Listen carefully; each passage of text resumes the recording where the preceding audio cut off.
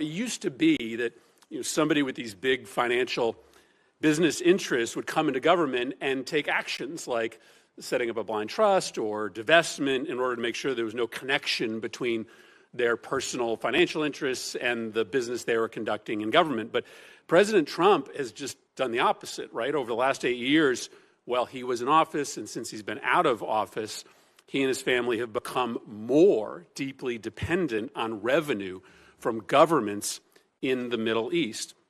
During his last presidency, Middle East interests sent about $10 million to Trump properties. After he left office, Trump's son-in-law, Jared Kushner, who was his primary Middle East envoy, was handed $2 billion in investment by the Saudis, even though a Saudi investment board said the investment was a bad business decision. That investment actually comes up for renewal in 2026, giving the Saudis massive leverage over the Trump family. Senator Chris Murphy laid out some of the absolutely egregious conflicts of interest that Donald Trump and his family engaged in foreign business deals that obviously puts his financial interests ahead of our national security. It's unprecedented what they've done and continue to do. And then to make matters worse, right after the election, the Trump organization said that in this term, the president-elect's second term, it would drop its previous prohibition on doing new deals in the Middle East with private foreign companies aligned with foreign governments. So the Trump organization is going to be signing new business deals in the Middle East with private companies that have connections to foreign governments at the very moment that you are going to be conducting sensitive diplomacy in these countries. That's just extraordinary. Never before in the history of this country has a president been literally receiving cash from foreign governments and from foreign companies that are backed by foreign governments in the middle of their term. If you or I had done this as senators, we would be in violent violation of Senate ethics rules. That's not permitted on the Foreign Relations Committee. Murphy's talking to Trump's State Department nominee and former presidential rival Marco Rubio, who clearly knows these rules and why they're in place. But now that he's looking to work for the most corrupt president in modern history, his yes man muscle is getting overworked. And so I guess my question to you is a pretty simple one. Do you see how this fundamentally compromises your diplomatic efforts?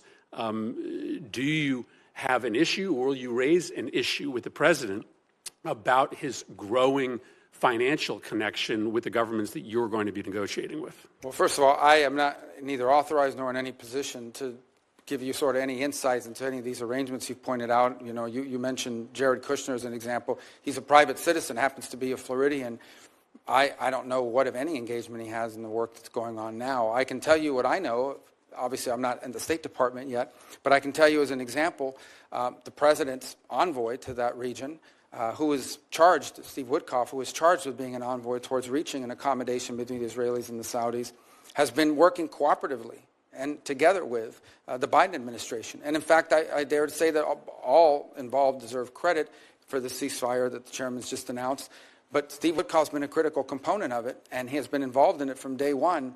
I think the broader consideration about whether we want to see a Saudi-Israeli mutual recognition and relationship would be one of the most historic developments in the history of the region. You see how Rubio completely ignored the parts of the question about Donald Trump's potentially compromising business dealings overseas and his vow to remove even more barriers to him selling the country out for his own interests. He then decided to only dodge the part about Jared Kushner, as if he has no idea that he profited to the tune of a couple $2 billion by talking about the ceasefire deal in Gaza, as if that has anything to do with all the money being made through Trump's White House, in exchange for things that we'll never hear about. Well, let me then simply ask you this question. Do you believe that the president should refrain from doing new business deals with Middle East governments during his term in office? Well, my understanding, again, I'm speaking out of turn, but the president doesn't manage that company. His family members do, and they have a right to be in the business. I mean, that's the business that they're in. They're in the real estate business. They've been for a very long time, both domestically and abroad. They have properties in multiple countries. So at the end of the day, I don't know, his family is entitled to continue to operate their business. The fundamental question is not whether his family is involved in business. The fundamental question is whether that is in any way impacting the conduct of our foreign policy in a way that's counter to our national interest.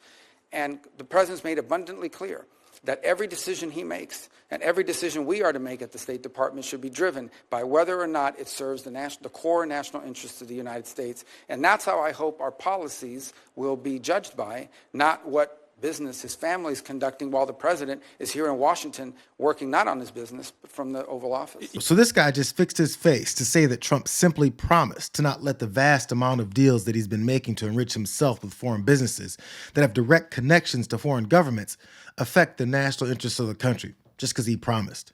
The president that has openly proven to us that he believes his personal interests are the interests of the country. And what was that about being okay with family members of the president conducting multi-million and sometimes billion-dollar deals with foreign businesses? Hunter Biden, Republicans are calling out a 2014 dinner that Hunter Biden and his family attended with a Russian oligarch, and they said that after that dinner, that oligarch wired $3.5 million to Hunter Biden's firm very quickly. It was a very quick wiring. I'm sure he worked very hard for the money.